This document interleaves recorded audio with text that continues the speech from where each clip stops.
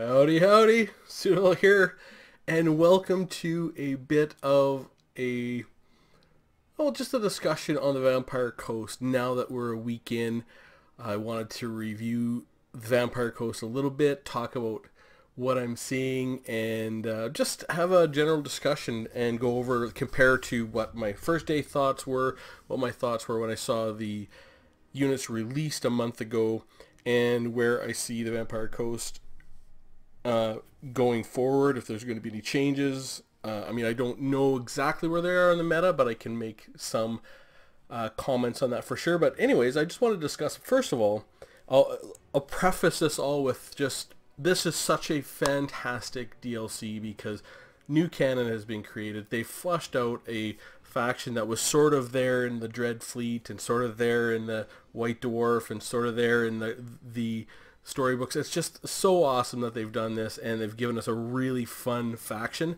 that's super unique and has a very distinct play style, and does hard counter some other factions that is severely hard countered. It's not a sort of jack of all trades faction like Empire or the Dark Elves or something like this, where they're really wide ranging. Now, first of all, I'll just go over their units and have some discussion there, and I think they've really, in my opinion, absolutely given the Vampire Coast a massive amount of flexibility in their leadership setup. Really, really outstanding job, I think, on this.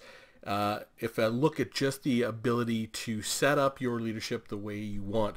Now, it first starts with their legendary lords. Aranessa Saltspite, Luther Harkon, Silostra Direfin or Deerfin or whatever she calls herself, Count Noctilus. And these are, you have two lords that don't have magic and two lords that do, and one is a combined, Noctilus has a combined set of magic. And a unique for this faction being an undead faction is Aranessa Saltspite is not undead. And with the rest of their leadership, this is just very, very simple and a great set of choices. You have the three types of magic: vampires, death, and the deep. And for each, you get a choice between a vampire fleet admiral with polearm, so he is anti-large armor piercing, and he has the spells for vampires. And then you can also choose a vampire fleet admiral with a pistol who has 90 range and armor piercing pistol damage and just regular damage like that. And with the same lore of magic, on both of them you could put them on a Rotting Promethean, which gives them all armor piercing weapon strength, and gives the polearm version armor piercing anti-large. They have that, it maintains that, so it gives them more health. Really, really a fantastic way to set this up. And Aranessa Saltspite, I think, hasn't found her place just yet. But I mean, with this ability here, which is really super cool, Kraken's Bane, +5 melee attack and +8 bonus versus large for a 40-meter radius, she's gonna find a niche for sure. It's a very cool ability, and she also has this net, Spearfisher's Net 3 and 90, and she has other things you can put on her, but the beauty is, she doesn't have very much armor, but if you want, you can put her on a Rotting Promethean for 300 and give her 120 armor. She loses a few stats here and there, gains a little health, I think. Yeah, gains some health, gains 100 armor and a little bit of speed, loses some melee attack. So there's going to be some builds for Aranessa. There's already some builds for Luther Harkon, where he's on his Terrorgeist. He has, what is this, Slan Gold, is it? Greatly reduced power recharge rate. Is Hex of Winds, is against other casters. He is just crushing when he uses that. And he has All Hands Hoy, well, really Hornswoggle, which is -24% speed, so he can catch things. Power Siphon, which adds +15 ability recharge, 15 seconds. You can cast it on anyone, so whatever that is, it's the Wa or whatever it is, you can try and lock down their ability to cast something. -18% vigor, Magical Void, 33% magical resistance, and the hunger. But you can put him, he's quite powerful. You can put him up on his Death Shriek Terrorgeist. He causes fear and terror, but he's really good anti-mage. Silastra Direfin hasn't found her spot yet, but she has, you know, like a really good Lore of Magic. I think is, you know, Song of Enthrallment's actually not too bad. Ghost of the Past is a bound summon. The Lore of the Deep is actually not bad. So Tide Call is reasonable. It's minus 24% speed. Spiteful Shot is super powerful. Like if you put her with, let me see, get her with a Gunnery Wight and Queen Bess, and if you can defend that, you can just, let me see, where is it? Fog of the Damned is actually really good. Denzians of the Deep, Spiteful Shot, there we go. Kind of bring her, yeah, improve power recharge rate like this, and you bring your Gunnery Wight. He doesn't need Bomb Throw with Explosion, Enchanted Ballistics, Cackle Fruit he doesn't need, and he doesn't need any of this stuff. You might even want to bring him on a Rotting Promethean. He can actually be quite tanky once he gets into combat with this. But you bring this sort of combination, and if you can defend it, Queen Bess can do a massive amount of damage, because this Gunnery Wight can use, and not Enchanted Ballistic, more powder. It replenishes the ammunition from wherever it was to full. So 4 times you can fill Queen Bess up, and then Queen Bess can get 30% extra damage.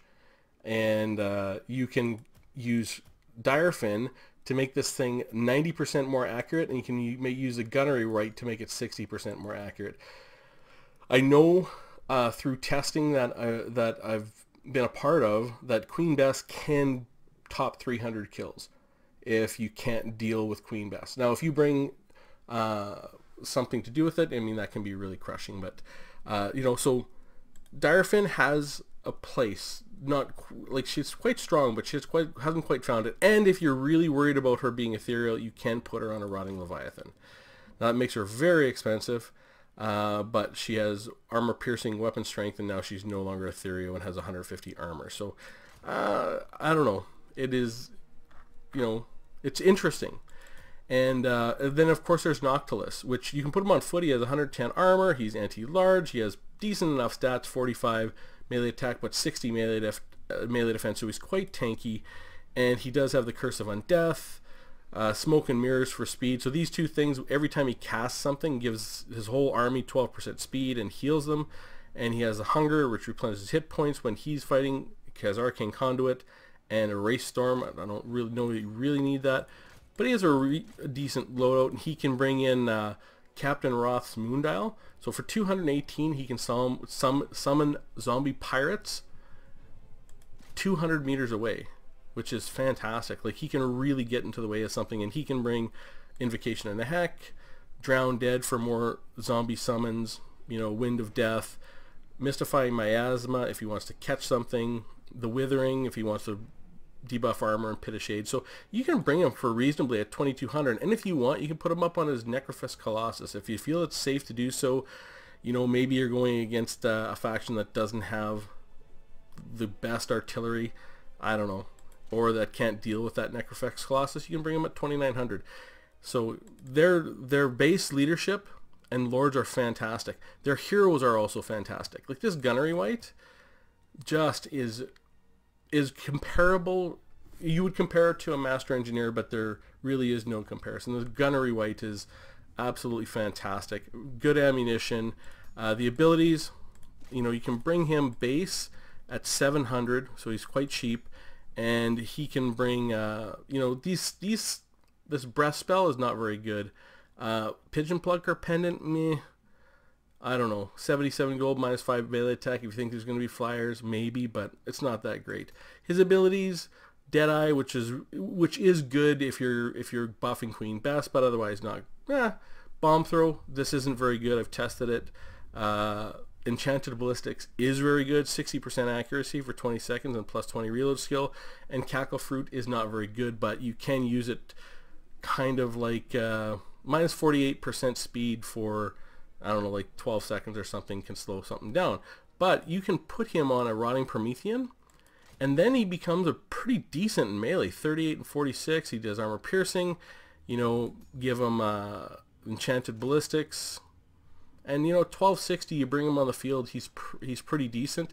Even if you don't want that enchanted ballistics, you can bring him on as armor piercing, and he's sitting up on a Promethean, and he's pretty decent in melee, and he can just go around topping off your army. So he's actually pretty decent. I really think we're gonna see some builds where you have 2 gunnery wights, both on the Promethean, where it is you don't need the enchanted ballistics, cackle fruit, yeah, where you just basically bring like this, and you bring one with the -5 melee attack in case you get caught, and then you can bring like the Vampire Fleet Admiral with a pistol and put her on a Promethean. And what is that? Yeah, you don't need everything, but give her Drown Dead, maybe Invocation in the Hack, Dance Macabre, and the Black Parapt for the increase of power reserves, and the Opal Amulet. And you stick these 3 inside of the Lamprey's Revenge, which the Rotting Prometheans, they have 90 range, and they have regeneration. You know, that as a group would be very, very difficult to take down. Haven't seen it yet, but the thing is, they can all shoot, and they're all, you got 2 that are armor piercing, 2 that are, or 3 are armor piercing, and 1 that's not armor piercing. But you know, they're all good in melee, like 45 and 63 melee defense. These guys are 38 and 46, and she's 55 and 50, with armor piercing in melee. So that's a, you know, pretty interesting combination. Now that's not even, we haven't even talked about the Mourngull Haunters, which I think are just fantastic. You know, these actually, you might actually want to bring these on the Mourngull Haunter. 36% charge bonus, 20% armor piercing, 20% weapon damage. Like, that might be worthwhile to bring on the Mourngull Haunter, and this one-time armor piercing for 72. I don't think you need the Scarecrow banner, but you know, Mourngull Haunters are really good, and they can get a lot of damage in fast, and they have 54 speed, and they have this key here, Chilling Aura. So once they get close, things can't get away from them. They got 54 speed, and everything else has 36% less speed. And they regenerate, they cause fear and terror. Well, they don't regenerate, they have the hunger. So when they're killing something, they get hit points back. So really strong. You can bring them basically fully loaded, or knocked down at 1450. Very, very good, interesting hero. And last but not least, you got your Vampire Fleet Captain. So your captains, whether you want to bring them on vampires, again, you have the same option. You can bring them, and they're just a basic captain. If you want, you put them on a Rotting Promethean, and then they have armor piercing and a lot more armor. So they come in 30 armor. So really, it's your choice. You can bring everything at really low armor or high armor, and depending on what you want to do for their abilities, you know, you can bring them at a reasonable price, 1600, and that's all your magic covered. And you can even hide with this guy if you really, really want to. So first of all, I have to say about the Vampire Coast is their leadership is really strong and varied, interesting, and capable of a lot of different combinations, which I think is one of the biggest strengths of this faction. Is they've got very good lords and heroes in terms of individually and in combination. Because I don't think, the only lord that I haven't seen really used effectively yet in multiplayer is Aranessa Saltspite, but maybe I just haven't seen it. She's going to find a spot eventually. There's going to be a niche matchup for her for sure. And Siloster Diaphragm, I've seen her attempted. I really think there is a niche matchup for her, and that's against the Dowie, and potentially against something else that doesn't have Spirit Leech, or, you know, like Gaze of Mork, or she wants to go up on her mount. But yeah, very, very good lords and heroes, and they've done a great job, and the artwork is amazing. Now we get into the infantry, and the infantry is very mediocre. I would say mediocre at best. Well, I would say mediocre at best, generally really on the poor side of all infantry in the game. And this is, I think, part of where their struggles are right now as a faction. Finding their place is their infantry is generally very poor. Now, they hold on for a long time. Zombie Pirate deckhands and this Zombie Pirate deckhand mobs with polearms, they're anti-large, they're armor piercing, but their stats are very, very poor. They have a ton of health, and they will tarp hit things, and they will get in some amount of damage. But I have done some testing. I did rank them into my top, I did do the same test and rank them into my top units under 400 gold, and I think they came in out of 31. I think they came in like 27 and 28. They're way down there. They're below skeletons, Zombie Pirate deckhand mobs and Zombie Pirate polearms. So they're a good tar pit, but they're really not that good. I don't know how good this Regiment of Renown is, but it can't be that bad. Now, when it comes to the Sirens, they got a great ability in that Charmed. So when they hit something, it has a -9 melee attack, and they're armor piercing, and they do magic damage. So interesting niche pick. You're not going to see them very much. I think they're kind of a slightly better version of Karen Wraiths. You don't see Karen Wraiths very much, but you might see them from time now and again. Now, Depth Guard were brutally nerfed before release, and you've seen the result. So Depth Guard looked absolutely terrifying in that Everchosen tournament. I mean, they could still be crushed, but you had to really focus on them. But they had, I think, where are they at right now? 49 melee attack and 31 melee defense. I think they were like 58 and 35, and like literally like 15 more stat points here, and more weapon strength, more charge bonus. Like, they were absolute buzzsaws. Now, we saw the test against the Hammers. That was just for fun. The Hammers demolished them, but sort of the pound for pound best armor piercing infantry in the game right now, which is the Chaos Warriors with great weapons, they beat them too. And Chaos Warriors with great weapons, I think, are 850. Yeah, 850. So they beat them straight up, and these guys are 1200, which you would expect them to do good. Okay, but it's a close fight, but they beat them. Now, that means that these guys just are overvalued. Now, I don't know about the Depth Guard with polearm, but I know they were all nerfed a lot. And I think at that tournament they probably talked to a lot of the players, looked at how they were doing, and I think in that tournament, the Vampire Coast sort of went somewhere near 50-50 for wins and losses. So it's not like they were crushing everybody, but these Depth Guard got nerfed big time. And I've done some testing, and stuff where I thought they were going to do pretty good, and they just don't. Now, they chew through chaff infantry really well, but whoop-de-doo, right? Do you want a unit of Depth Guard, chewing through 5 units of Ungors? No, that's not what you want them. You want them to do something good against big things. You have units that can tarp hit everything. These Depth Guards need to do more. The Depth Guard with polearms are probably good. Like, when I originally looked at the Depth Guard and Depth Guard with polearm, I wasn't so worried about them. I didn't realize how good they were with that hunger and frenzy and the ability to regenerate after stuff they killed. I thought they were going to be more like the Storm Vermin and Storm Vermin Halberds. This is one of the reasons why I didn't think they would do good against the Dowie, because they have nothing that can threaten Dowie infantry. And they still don't. I mean, they have Mongols, which are pretty good, but I'll discuss that a little bit. So basically, they're either understated or overvalued at this point, because they really are like Storm Vermin, and you don't see Storm Vermin very often. Where's our Storm Vermin? Yeah, right here, 1050 and 1050 and 1000. Sure. So we'll look at Storm Vermin, Sword and Shield against these guys. Yeah. These guys only have 7 more stats than Storm Vermin. Yeah, 36 and 36 for the Storm Vermin with shield, and the Storm Vermin have a shield and 90 armor. These guys have 90 armor and no shield. And 38 speed for the Storm Vermin, 36 speed for these guys, melee attack.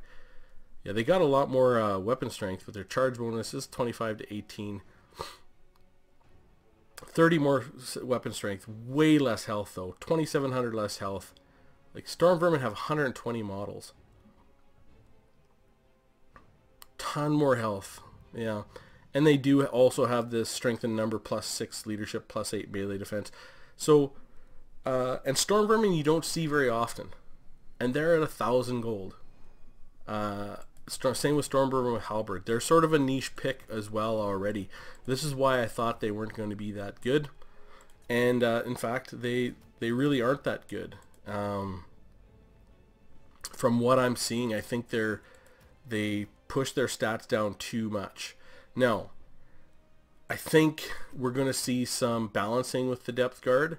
Now, I would actually like to see some balancing with Zombie Pirates and the Polearms. I think they need to be a little bit cheaper, like sort of like 250 and 350. But these guys either need better stats, more health, or reduced cost. I would kind of like to see the better stats version, because they're more risk reward that way. I'd like probably statted right up to where they were before release. You know, yeah, they are absolute buzzsaws, but when you have really expensive units, if you can protect them and make them go to work, they should be buzzsaws, right? But I mean, if you wanted to reduce these guys down to 1,000 and 1,100, you know, reduce their cost by 200 each respectively, and these guys down to 1,400, you know, they're probably going to be right in and about right at that point. But I would prefer just for balancing purpose, just for entertainment value, just for gameplay, I'd prefer to see them statted up. Give them 58 melee attack and 35 melee defense. You know, maybe even a little more charge bonus or whatever. Let them be buzzsaws. You can deal with them. You know, even if there's 4 of them, you can deal with them. But you have to be focused. And the Depth Guard, the Polearm, same thing. Or you make them cheap like the Skaven Halberds. Now, this won't make that much of a difference to the Dowie because, you know, the Dowie have answers, I think. But, and they just don't. This is where we're going to start getting to, well, we'll finish going depth. We're done with Depth Guard. So basically, I think their infantry is a little bit over costed. You know, deckhand mobs are good, but they show up very, very low on our list. And the Zombie Pirate deckhand mobs with polearms are an awesome idea. You know, armor piercing, anti-large, they can do good. Bonus versus large of 13. That's going to bring their melee attack up to 27, which isn't spectacular, but it's not bad. You know, maybe these are left at 400 because they have a specific value against large, and you bring these Zombie Pirate deckhand mobs down to 250. You know, I could see that. And your Sirens are kind of a specialty unit. Depth Guard, you know, down to 1,000 and 1,100 could bring them into line, but I'd rather see them statted up. Here's kind of the highlights, I think, of this faction, aside from the Lords, is their missile infantry. They're really interesting. They have a few sort of misses amongst the hits, but they're not that far of a miss. They don't need that much to make them great. So the Zombie Pirate gunnery mob is awesome. If they can fire while they're moving, and then, yeah, they only have 90 range, and they don't have a lot of damage, but there's 120 of them. They have withering fire, and they can, if you let them shoot, they can get the job done, which is really cool. The next unit that's on this list that's really fantastic is a Zombie Pirate gunnery mob with handguns. They have 145 range, 14 ammunition, and they all have this extra powder, right? Plus 30% armor piercing, plus 30% missile damage, plus 30% explosion, you know, when their ammunition's above 80%. And yeah, they, like, with these, they're at 550. Even a unit of Skaven Slaves, if they can get in and fight these guys, will beat Skaven Slaves at 125 gold. Will beat these guys up in melee. They'll absolutely obliterate them. But if you let them shoot, they're crazy. They will easily get all their value. The next really cool unit is this Deck Gunner. The Deck Gunner is also really interesting. And they have this Shield Breaker, which is really a great ability. This is for counter skirmish. You know, minus 24 missile parry. When they hit, they have 245 range. They have 22 ammunition, which is really good. They're armor piercing. They have, you know, 37 armor piercing damage. They don't have that many models at 24, but they're very interesting. And also the Shade Wraith Gunners are cool because they do magic damage, and they cause Discouraged, which is kind of an interesting niche unit. Great job there. This Black Spot, Zombie Pirate Gunnery mob with handguns. They're sort of really good, but they have charge defense against large. They're anti-large. You know, they have a bonus versus large of 13. They're an interesting unit in that way. The two sort of misses are the zombie pirate gunnery mob with bombs. They're kind of like a I think they're tended to be like a miner with blasting charges. These go off just like blasting charges. They have 55 range just like blasting charges, but they have less damage. So blasting charges have one shot. These guys have 3. Blasting charges have 40 damage. These guys have 24. I'm pretty sure it's 40 damage. Let's just go check it. So we'll go like that. Yeah, 40 damage. So we'll just pick these guys up down here and see the difference. Yeah. So, but the thing is, they have 2 more ammunition. Now, where even if they were to do all right, like so they have 90 models versus 75. So they have basically, let me just do a quick calculation. 90 over 75. Let's see how that compares to, yeah, so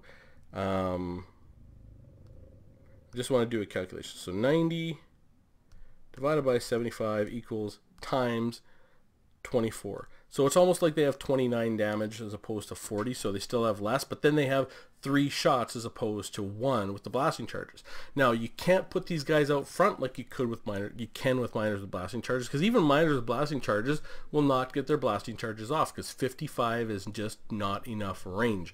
You have to put them behind something, and even then, they're not fantastic. So I don't know what they're going to do with them, because if they get in the melee, they get destroyed. They're 8 and 7. They're like a zombie. They're awful. They need to get these blasting charges off. Maybe, I mean, there's 2 ways to do it. I think is to give them more range, you know, kind of like 75, so they can get their blasting charges off a little bit better and fight from behind the lines a little bit. Or give them more stats so that they can sort of fight. They can sort of fight if they do get into combat. Give them more stats, sort of like just the basic zombie pirate deckhand mob. You know, where they have 17 and 15 instead of 8 and 7. Those 2 things would make this unit, I think, would make it reasonable. You know. And then the next unit is the hand cannon unit. So this hand cannon, zombie pirate hand cannon, is interesting, but because when it hits stuff, it knocks them over. Like, it is, you know, but it doesn't do a whole lot of damage. It only has 28 missile damage, but it knocks things over. So the idea would be, it'd be decent counter skirmish. Would be the only way you make this unit good, I think, is if you give it 200 range. Here's the reason you give this thing 200 range. It doesn't do a whole lot of damage, but it knocks things around. Now, it's not like 245 like the Duck Gunners, but it's got a big cannon it's holding. You give it 200 range, and then what it's good for? It's good for counter skirmishing Rangers at 160. It's good for counter skirmishing sort of like High Elves. They have 180, no armor. So you sort of have an answer. Right now, it doesn't have. There's no reason to bring these guys because they don't do much damage and they only have 90 range. Now they do knock stuff over, but they've got awful melee stats. They just don't have an ability to do anything. So I think you give these guys 200 range, and they knock things over, and that's your counter skirmish. It becomes an interesting unit at that, and you know, maybe you give it 200 range and bring the cost up to 600 to separate it a little bit in here. You know. We have a few more stats. I don't know what that is. But anyways, really interesting missile infantry. Now the monsters and beasts.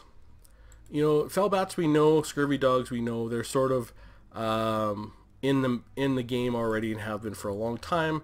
You know, they do what they do. These bloated corpses are such a cool unit. I think they're properly costed at where they are at 500 gold. Like, they will wipe out a unit, any infantry unit or ranged unit they come across. They'll basically wipe the whole unit out.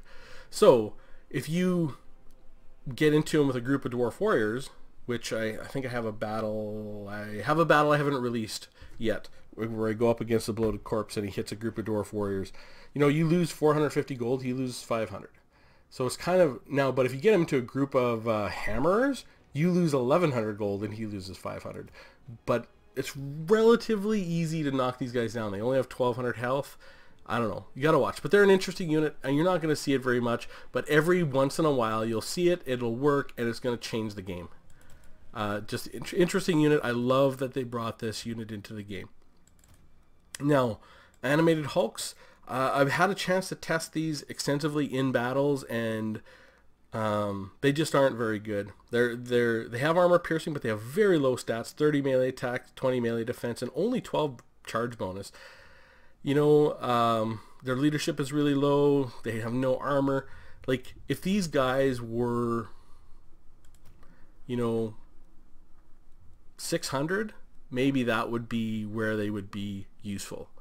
Correctly valued at 600. They're just overcosted. They melt. I think they're interesting where they're at. You put these guys into a 600 gold, and they become very interesting, I think. Now, Mongols are a super cool unit. They're probably valued correctly. They're awesome. They got stock, cause terror and fear. They're anti-infantry, armor piercing. They have no armor, but they do have 30% missile resist. They're a super cool unit, including the regiment right now and the Night Terrors. I think they're about right. They're costed about right, and they're very interesting. And I think this is one of the highlight units. Obviously, one of the highlighted units of the DLC.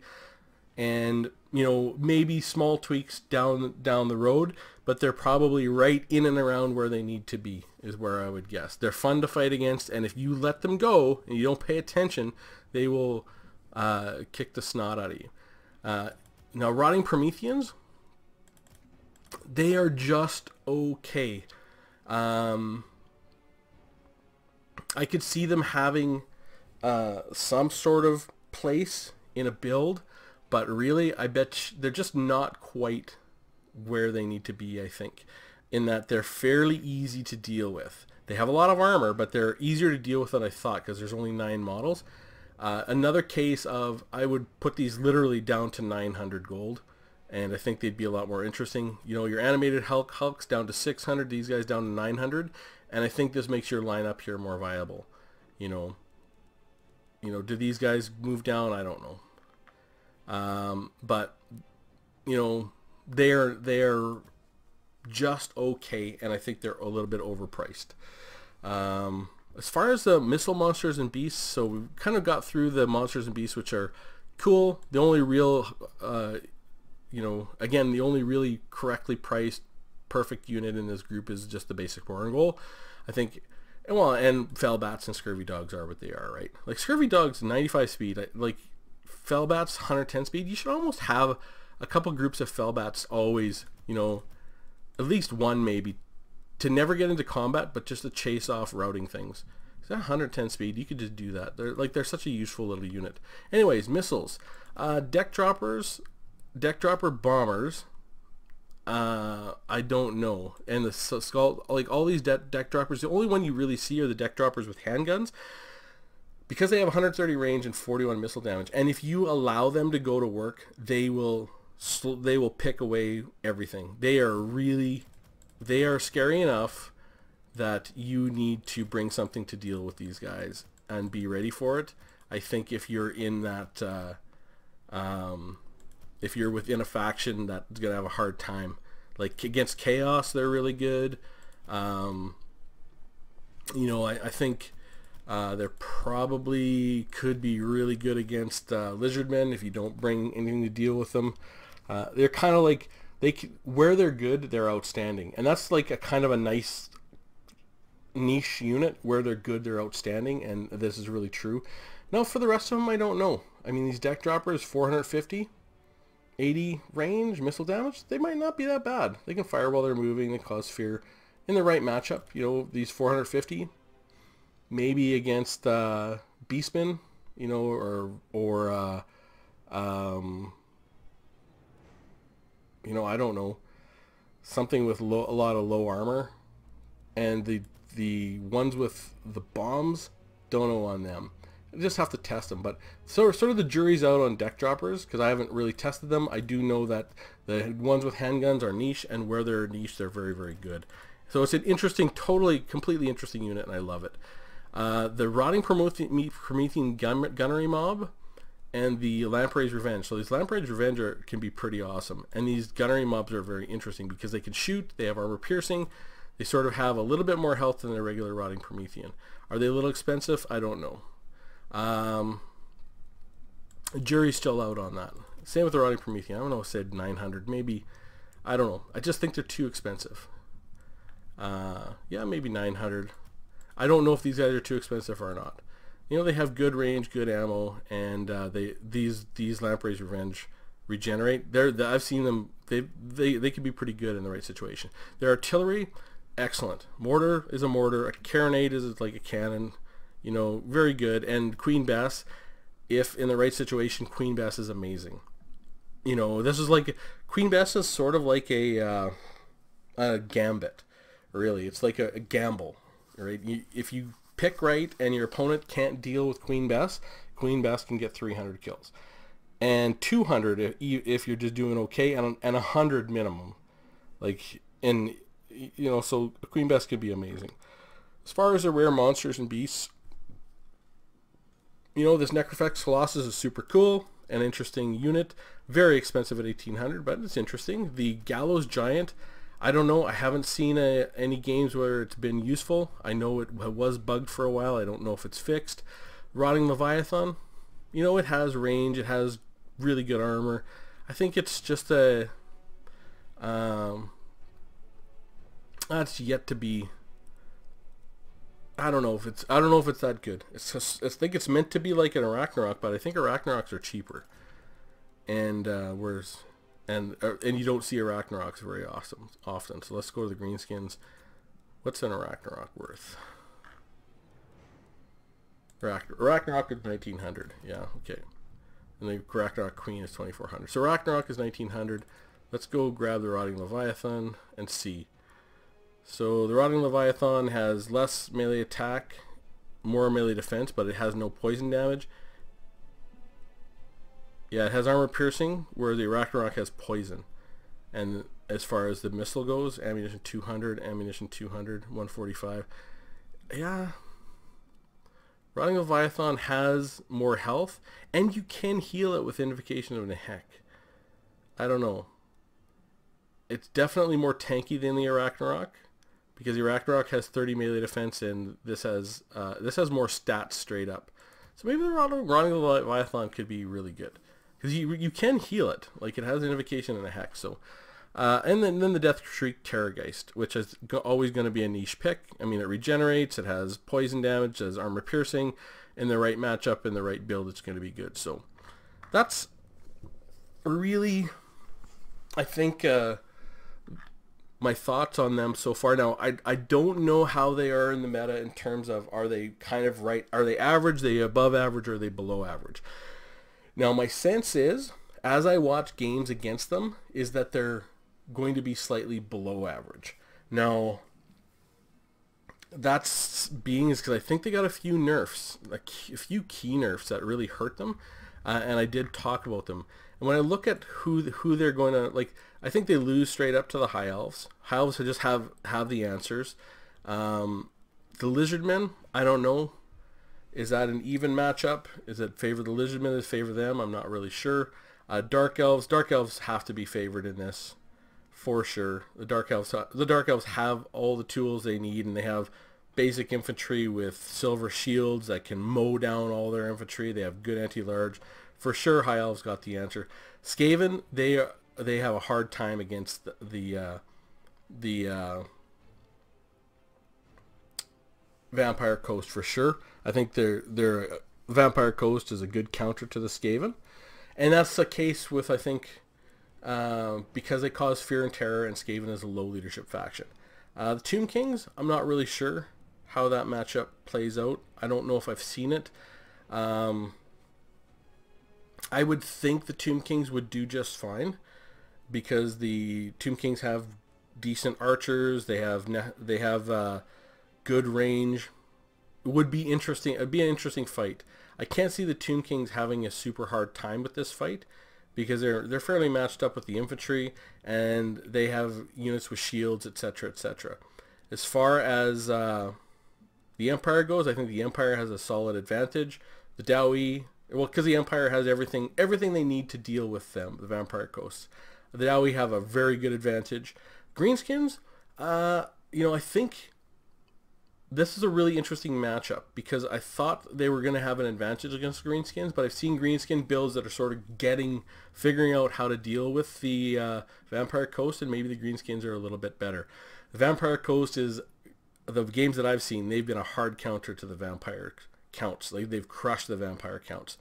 Norska, I've seen them win and lose to Norska. I don't know. I think would have to think the Vampire Coast has some advantage against Norska, but maybe not. Bretonnia, again, this is another faction I thought they would have an advantage against because they're a low leadership faction. Will yet to be seen. I've seen some games where Bretonnia has done pretty decent, but I think Vampire Coast has to have an advantage here. Against the Wood Elves, I think the Wood Elves have the advantage. Beastmen, I think Beastmen are going to struggle a little bit. And Warriors of Chaos, it's been interesting to see the two fight. Warriors of Chaos versus the Vampire Coast. I think this is an example where the deck droppers are amazing, and I've seen the Vampire Coast beat Chaos, but I've got to believe that Chaos is going to have some sort of an advantage long term once they sort of get things figured out. But anyways, I don't know. So will things be changed in this build? I'm really not sure. I think that they've done a great job bringing this faction out, and I love the way they thought about the Lords and Heroes. And I would hope that the Dowie eventually get a little bit more of that sort of treatment. Again, like you can see, like every single hero, if they're not armor piercing, I just pick them up, I put them on a Rotting Promethean, they're now armor piercing. I have the only thing I don't have in my heroes is anti-large, but I have that in spades in my Lords, and I can have Araness Assault Spite who can give anyone a bonus versus large, which is really, really cool.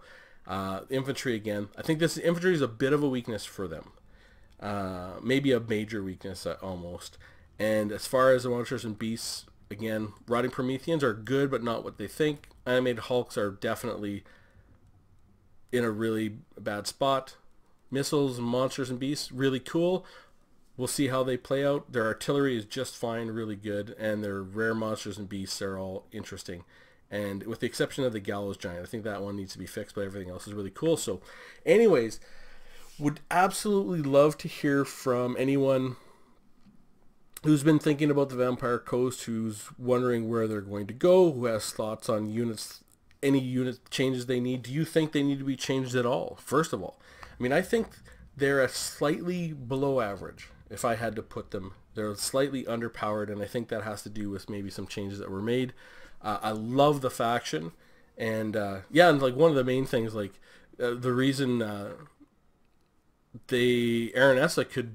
of the main things Aranessa was going to be really good at was bringing armor-piercing, low-cost infantry, which with the humans, but she can't do that because they changed them from armor-piercing to non-armor-piercing, and that was a pretty big deal. So, yeah. Anyways, would love to hear from you guys. Where do you think the matchups are that they have the biggest advantage? Where do you think the matchups are that they have they give away the biggest advantage? Like who are they strongest against? Who are they weakest against? Do you think any changes are going to happen? Do you think they're needed? Do you think they're like everyone likes to think of them tier 1, tier 2, tier 3. I don't think they're top tier. They can't be top tier because they can be hard countered really, really easily. That's where you look at your top tier factions in multiplayer.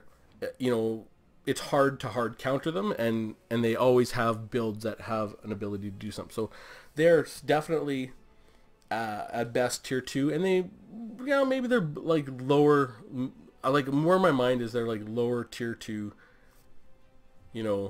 a lower tier 2 faction. We'll see where they end up in the meta and everything else like that. And we'll see if they made any changes. Anyways, love to hear from you.